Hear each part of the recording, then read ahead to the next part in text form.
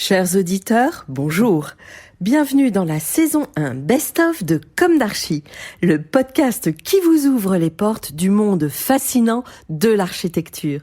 Je suis Anne-Charlotte Deponte, je suis multicasquette parce que je suis ancrée dans nos racines avec un doctorat en histoire de l'architecture et une activité d'auteur publiée, parce que je suis ancrée dans l'actualité avec mon agence de com dédiée à l'architecture Charlotte Deponte et parce que je suis préoccupée par l'avenir, bien sûr, m'attachant à valoriser toute démarche percutante en faveur d'un avenir durable. Retrouvons-nous chaque semaine pour comprendre comment l'architecture est fabriquée, comment elle influence considérablement nos vies et la nature. Pour cela, nous interviewons des spécialistes, nous abordons des thèmes différents et nous apprenons à regarder les projets dans leur diversité et leur contexte. Pour vous offrir le meilleur, Philippe Henry, ingénieur son, est aux commandes techniques du podcast. Merci d'être avec moi aujourd'hui et maintenant, place au talent. Bienvenue dans Comme d'Archi. Interview du 12 novembre 2018. Michel Auboiron, peintre d'architecture. Bonjour Michel. Bonjour. Alors Michel, dans votre parcours, j'ai envie de retourner aux sources. Et est-ce que dans votre enfance, il y avait des prémices, des signes de ce talent et de cette voix picturale ? Alors, sans doute, mais on le sait beaucoup plus tard. On le sait au bout de, mettons, de 30 ans ou 40 ans de peinture ou de... Mais rétrospectivement, Voilà. Est-ce que vous aviez quand même des attitudes, des passions qui laissaient deviner votre future carrière ? J'aimais peindre d'abord. J'étais une très mauvaise élève. Je n'aimais que les choses qui faisaient plaisir. Enfin, donc le plaisir, c'était Vous la aviez mauvaise... déjà tout compris. J'ai tout compris. J'adorais, la musique, la peinture, les choses comme ça. Et j'ai vu construire près de chez moi, dans mon enfance, le CNIT à La Défense, qui a été construit en 58, je crois, et j'avais 15 ans. Donc, moi, je suis née à La Défense sous les bombardements. Donc, ça donne un peu mon âge aussi, en 43, je vais le dire, hein, parce que, voilà, c'est plus Mais simple. on ne l'entend pas, déjà.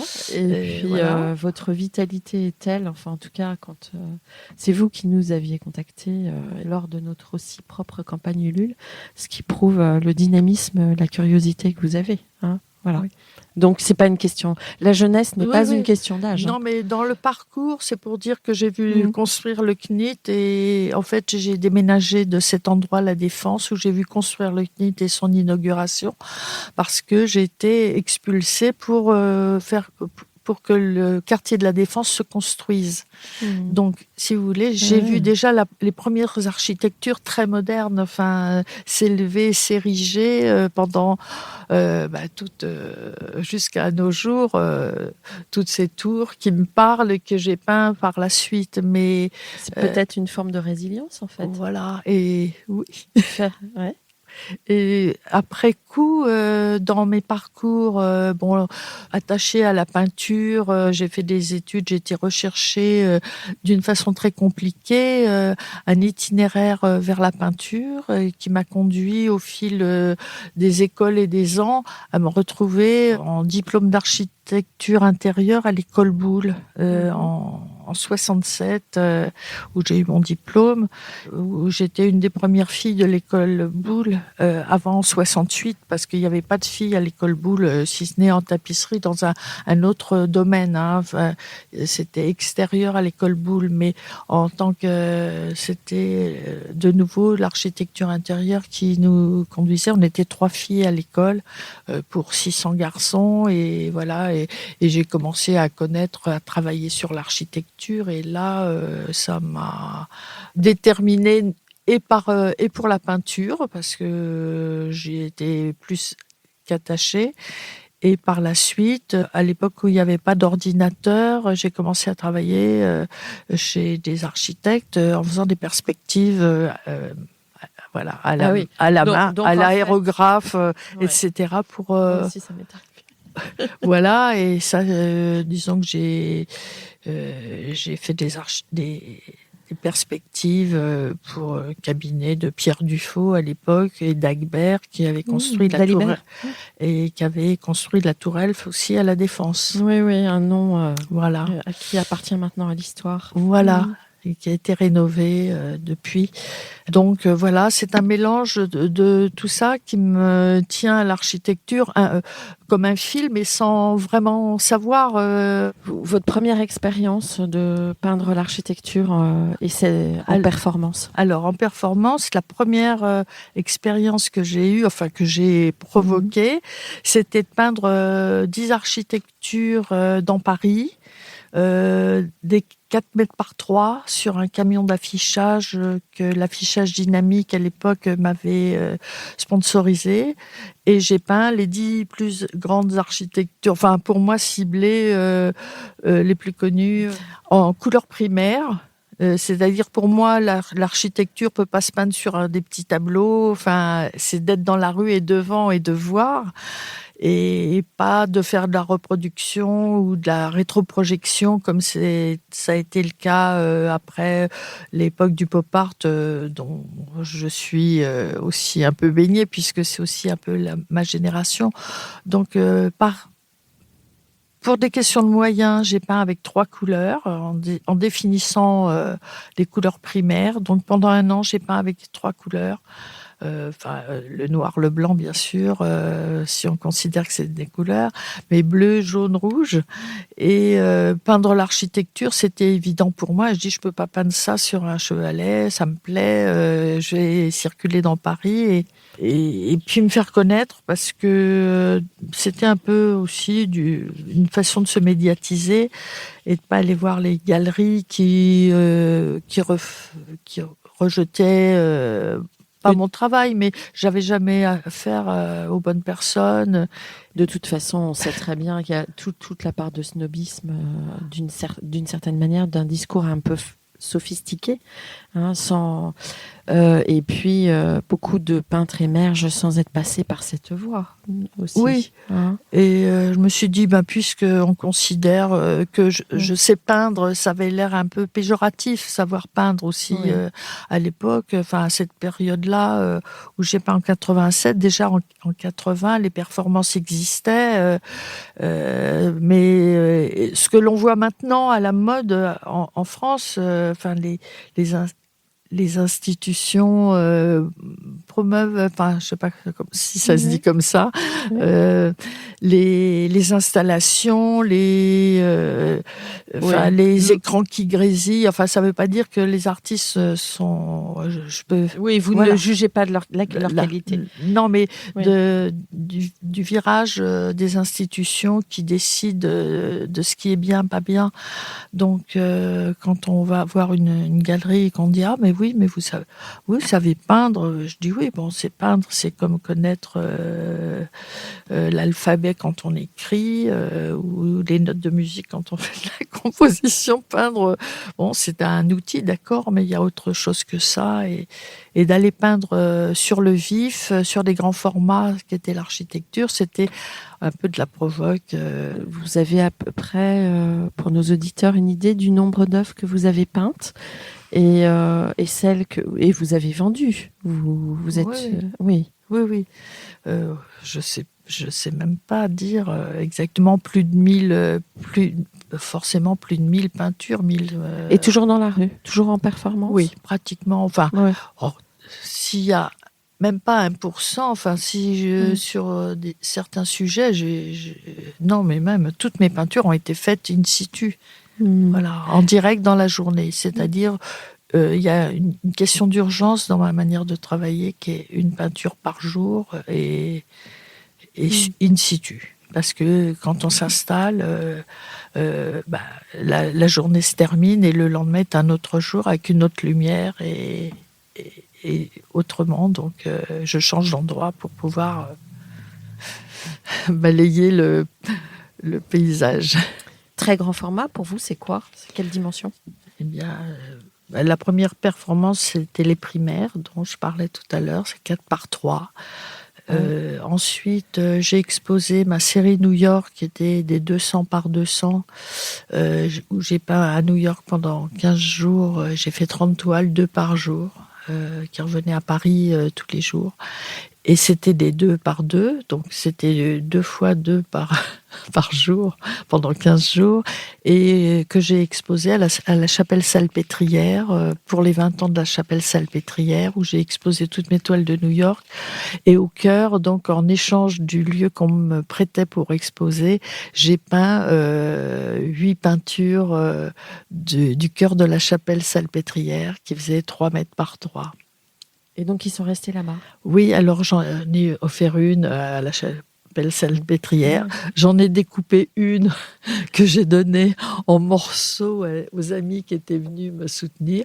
Et je dois en avoir maintenant encore 6 qui sont incasables, roulés dans un coin.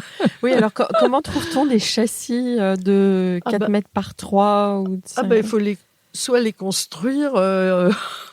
ou en 2 morceaux, encore pour les 2 par 2, enfin tout ça, toutes mes grandes peintures que je fais in situ, je les monte dans la rue, en fait, j'emmène des châssis démontables, je monte, je scotche, voilà, et j'agrafe, enfin je bidouille. Je bidouille. Mais est-ce que quand même, quand on vous achète une œuvre, c'est ça... Ah bah si elle monte pas par l'escalier, je la dégrafe et je la remonte chez les clients. Finalement, vous avez pénétré le monde des galeries, parce que là, vous nous disiez que vous n'êtes pas resté que en contact avec le public dans la rue. Vous avez...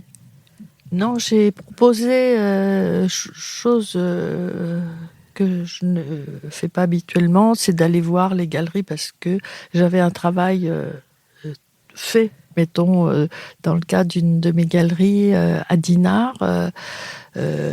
J'ai pas beaucoup de galeries. C'est lié au sujet de l'environnement.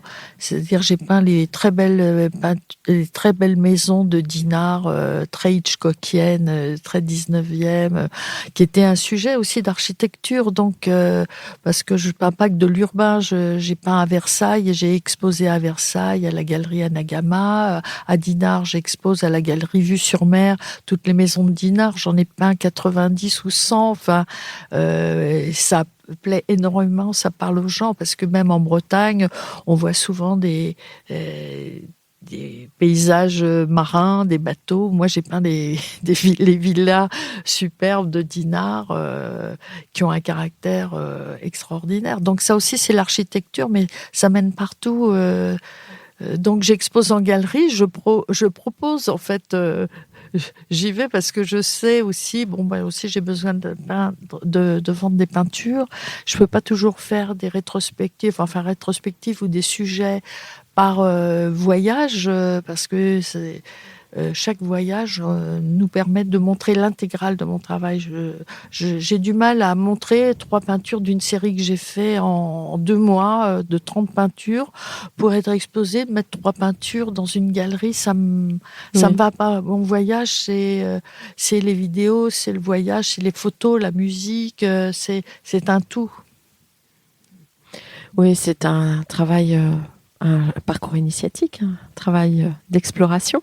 Exactement. Je découvre à chaque fois et c'est ça qui est génial. En fait, j'ai fait un sujet qui est juste une anecdote de 8 peintures, 8 ou 9, voilà, qui est l'architecture engloutie, évidemment.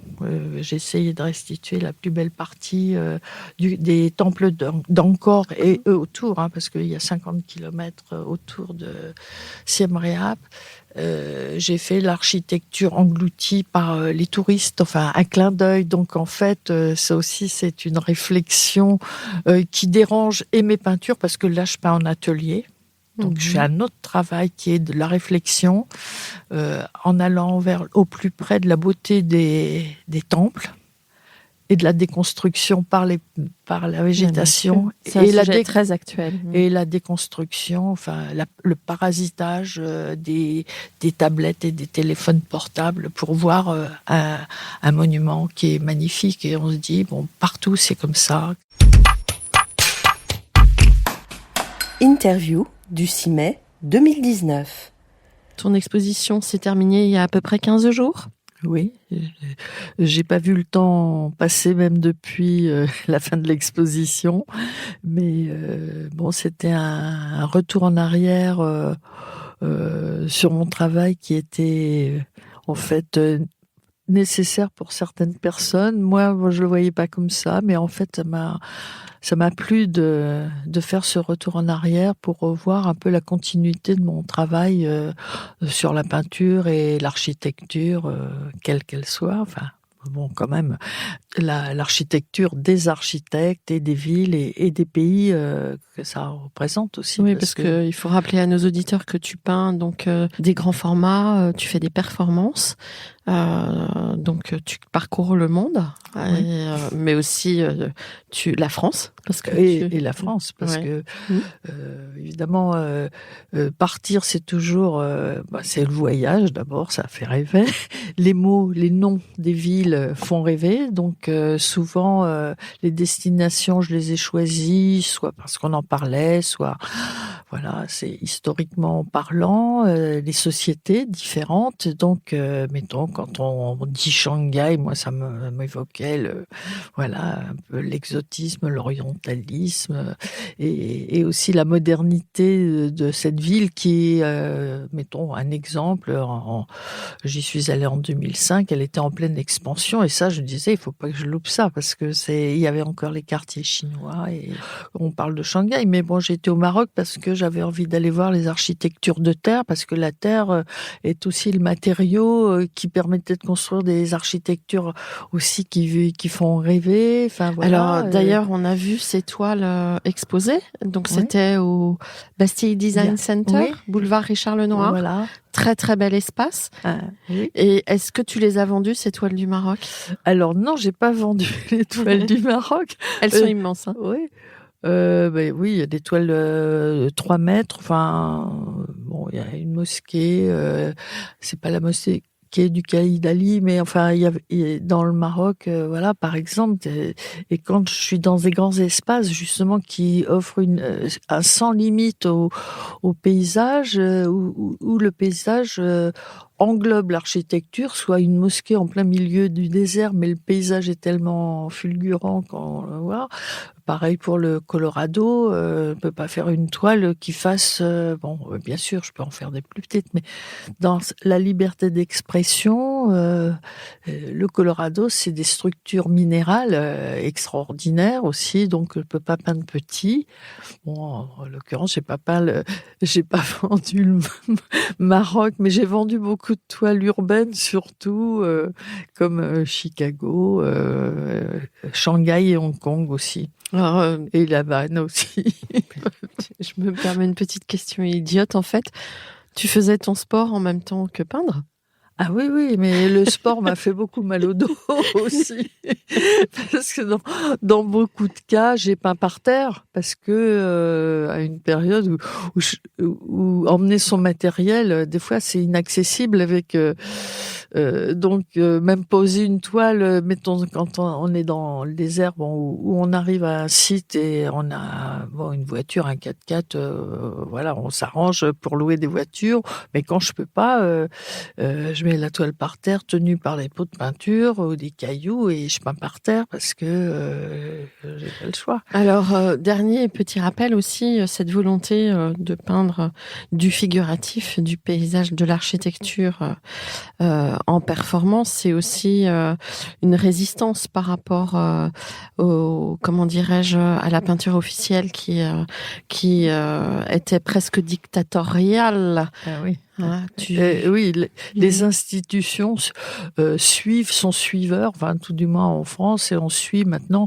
Enfin, c'est la dictature de l'argent qui prime sur la valeur des artistes. Enfin, moi, je parle pas de moi, je parle des autres et au profit de quoi, des marques qui délirent complètement. Voilà, donc il y a tellement d'artistes qui font des choses bien et un travail. D'ailleurs, autant en figuration qu'en abstraction. Bien sûr, ouais. Bien sûr. Avec des sensibilités extrêmement fortes. Et ce qui est important en peinture, c'est aussi la matière. Et on s'est tellement éloigné de cette matière. Oui. Est-ce que tu es d'accord avec Oui, ça? on s'est éloigné des matières, mais aussi des facilités, d'expression. Justement, quand mettons dans mon cas, je peins vite, Oui. je ne fais pas de surcharge. Quand je fais je pose mon pinceau, je sais que c'est ça, et dans un temps imparti, puisque je peins une peinture dans la journée, que ce soit des 3 par 120, enfin j'en fais moins souvent, mais parce que je peux pas les vendre. Des peintures de 3 mètres, ça, voilà, enfin je pense pas à ça en le faisant, mais je veux dire, je peux pas faire que des peintures de 3 ou des 4 par 3, ce qui m'est arrivé. Bon, j'ai des grands formats que je peux pas vendre, et j'ai pas de raison non plus de faire des performances dans ce sens-là, mais je veux dire que la liberté des formats, bon, c'est aussi la liberté de peindre, d'être vraiment au contact des sujets et de l'architecture, aller vite, sans surcharge, et d'avoir tout de suite la bonne réponse à la peinture, c'est-à-dire pas d'effet, rien, il faut que ça soit juste, c'est le regard qui décide, Ouais, parce qu'en voilà. fait, Pas se noyer ouais. dans le faux semblant qui ferait que la peinture, il y a beaucoup d'effets, de choses, bon, des choses qu'on peut faire en atelier, hein, je dis pas le contraire, mais dans la mesure où je peins dans la rue, enfin, et souvent dans la rue, bon, je peux entendre des critiques, mais je parle pas chinois, donc je sais pas ce qui se dit.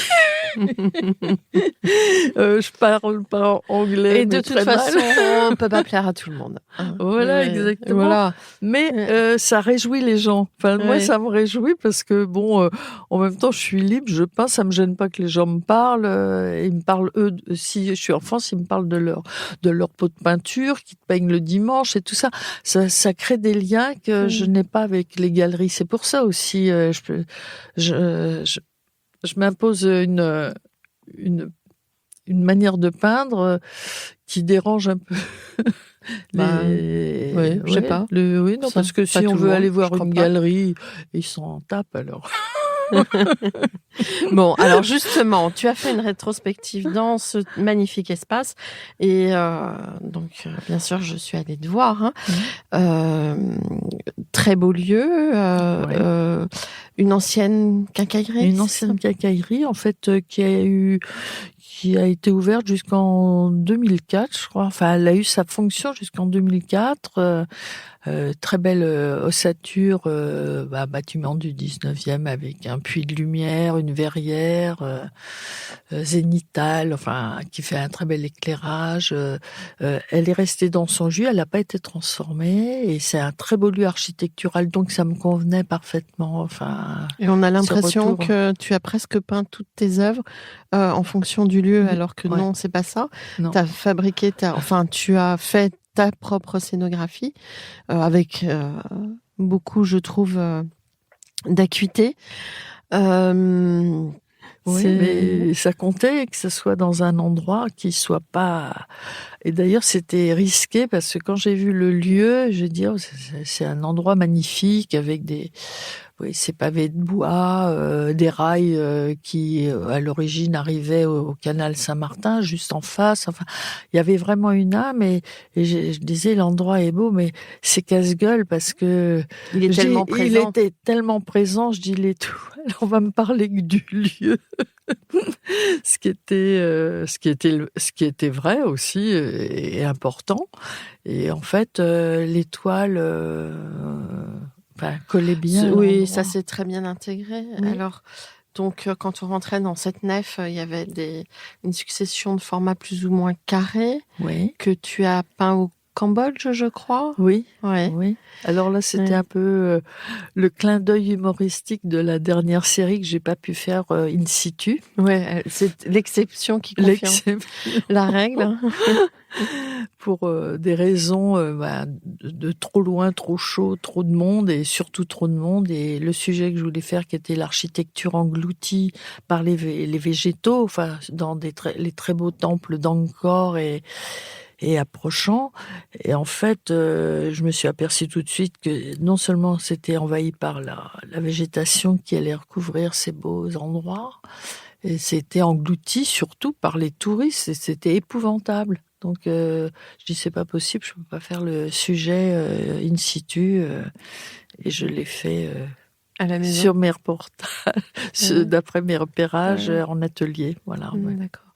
Et donc, en sous-sol, ou en tout cas en étage bas, Oui. le cabinet des curiosités, Oui. tu peux nous en dire plus? Oui, alors le cabinet des curiosités, enfin donc il y a 30 ans de peinture en voyage sur l'architecture dans le monde. On passe dans tout ce qu'on a dit, y compris en France. Enfin, les sites classés classiques en France, l'Opéra où je suis restée 2 ans, à Versailles dans les jardins. Plein d'endroits en France qui sont magnifiques, pas besoin d'aller non plus faire le tour du monde pour s'apercevoir que nous aussi on a et la Défense, puisque je suis née sous la Défense, sous la tour Areva.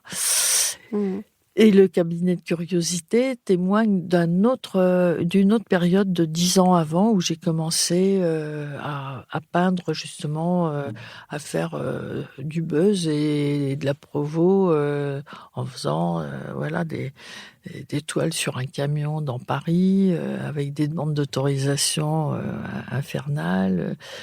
Partie à New York où j'ai peint 30 toiles en 15 jours de 2 mètres par 2, c'est-à-dire 2 toiles par jour, qui revenaient tous les jours à Roissy par FedEx, où c'était 2 panoramiques des toits de New York.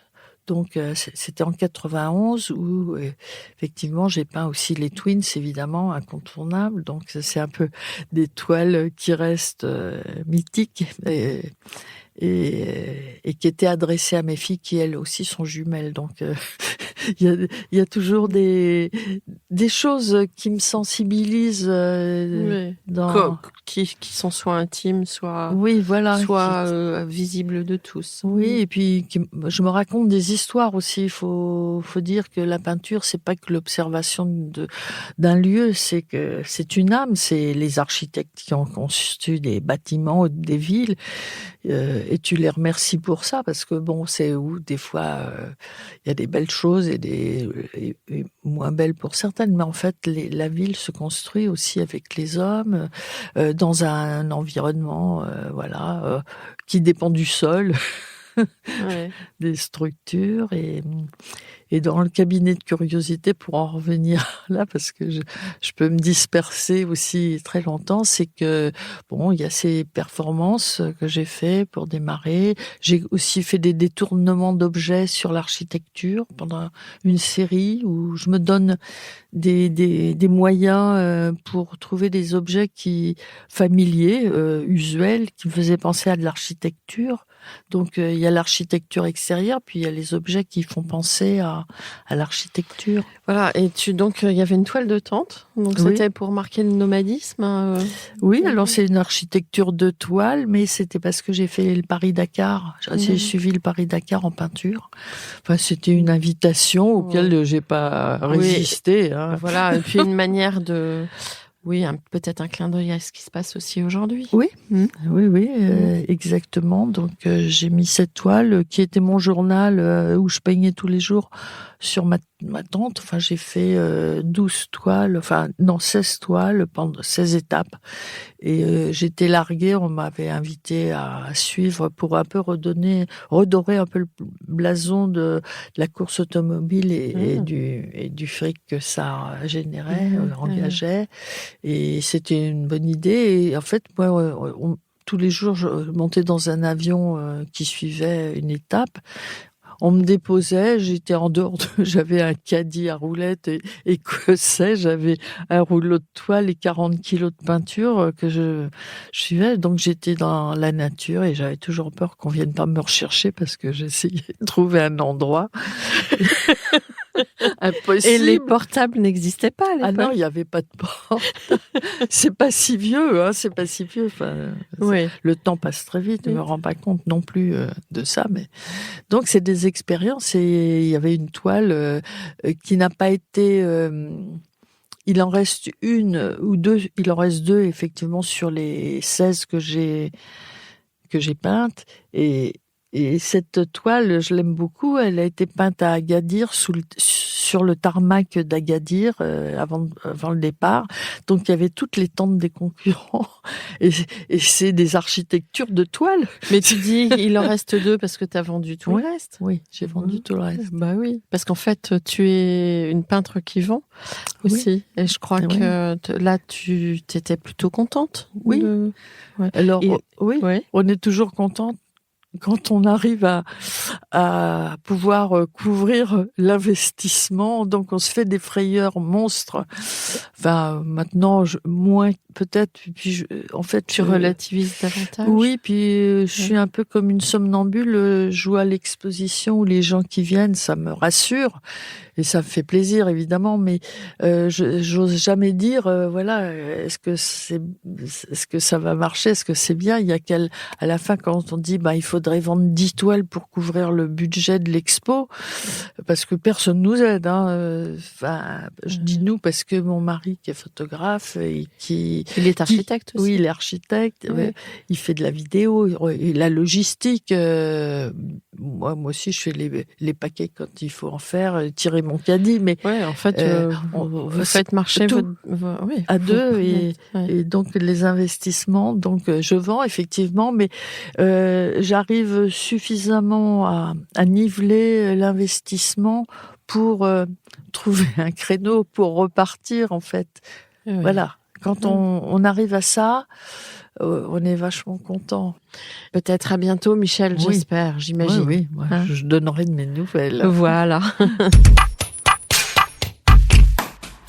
Témoignage du 24 juin 2020. Quel constat déconcertant et révélateur de cette période de confinement au Covid-19 qui s'est imposée par mesures sanitaires durant ces 3 mois.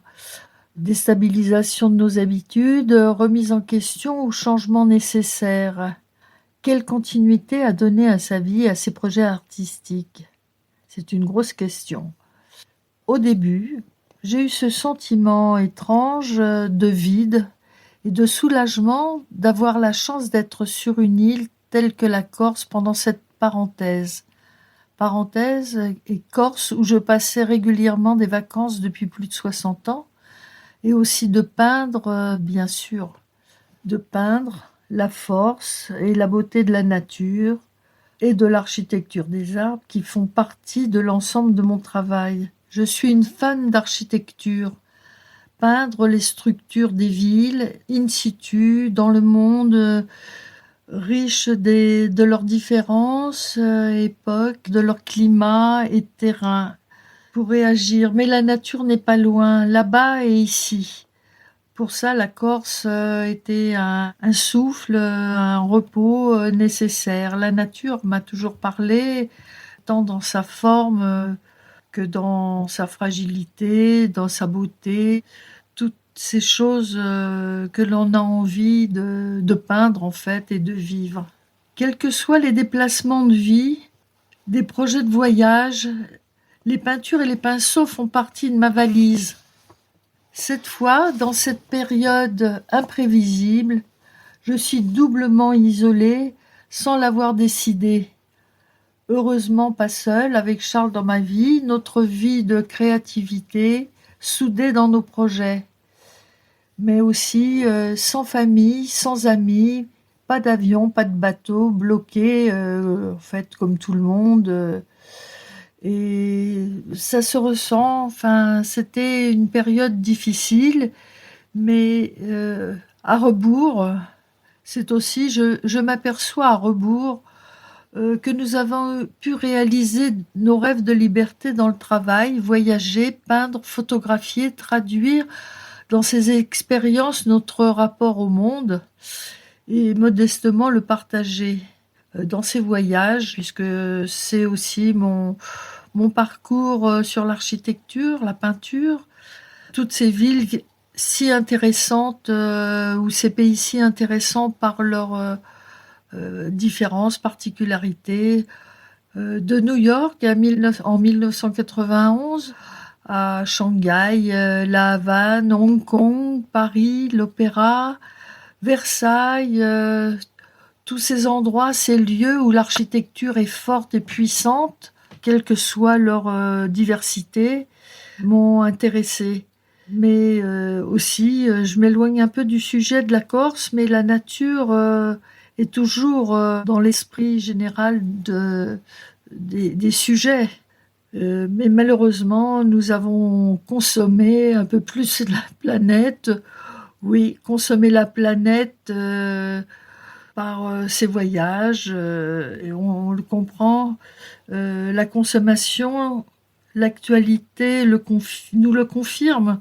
La nature m'a rejoint dans ces projets d'architecture, même mal aboutis, mais détournés au final. Ça m'a donné l'occasion de réagir à ce que devient notre planète, cette sensibilité que l'on a et l'envie de voir les belles choses, la beauté des lieux, des architectures, et on s'aperçoit qu'en voyageant, tout le monde doit et pouvoir en profiter. C'est pour ça que j'ai eu de la chance. Mais cette chance, elle tourne, les voyages, la pollution et le retour à la nature comme je l'ai vécu pendant ce confinement a été la preuve que la nature est importante et donne de l'espoir et aussi des envies de peindre autrement, autre chose. Et c'est aussi très important. Dans ce confinement, une idée a jailli. Pour passer le temps, mon autoportrait confiné. Charles a immédiatement réagi et pris en main cet espoir de partage et de partager avec qui veut réaliser son autoportrait pendant le confinement. Trouver des astuces, faire son autoportrait, se regarder pour une fois seul, sans forcément l'approbation des gens, mais de se voir tel que l'on a envie de se voir. Son imaginaire, sa sensibilité, une expérience nouvelle, se regarder et chercher l'évasion, s'amuser, échanger ses compétences. Voilà, c'est ce que nous avons fait pendant ce confinement en lançant cet autoportrait. Sur ce projet de confinement que nous avons réalisé pendant cette période incroyable et solitaire malgré tout, étant loin de notre famille, nos amis, dans cette île vraiment isolée, même la beauté ne remplace pas forcément, la beauté du site ne remplace pas forcément l'humain. L'humain nous a manqué. Et l'idée de partager, de faire son autoportrait, se regarder et de l'envoyer, d'échanger avec les amis, ça a été une manière d'être au contact. Et ça a donné aussi l'idée à beaucoup de gens de se lancer dans une aventure qu'ils n'avaient jamais essayé de faire, c'est-à-dire de se reproduire, de se voir ou de s'imaginer dans sa tête autrement, dans un décor avec humour ou tristesse. Et ça a marché. Donc cette utilisation d'un savoir ou non a permis à des gens, des amis, de se retrouver, de tisser un lien et d'une manière de dire qu'on n'est pas seul. Des talents se sont révélés, donc un vrai plaisir et c'était chouette. C'était une autre forme de projet qui a duré 3 mois. Et voilà, ça se termine comme ça. Mais et tout le monde était très content d'avoir participé. Il y a eu des super résultats et j'espère qu'on aura l'occasion par contre, personnellement, de continuer nos projets. C'est-à-dire que de ne pas lâcher, pour moi, les pinceaux. Il y a fort à faire avec tous les arbres magnifiques que j'ai pu voir en Corse et me déplacer et admirer la nature, qui cette fois n'a pas englouti des temples. La nature reste la nature. Voilà, donc à très bientôt, j'espère, et je serai toujours avec mes pinceaux le plus longtemps possible. À très vite.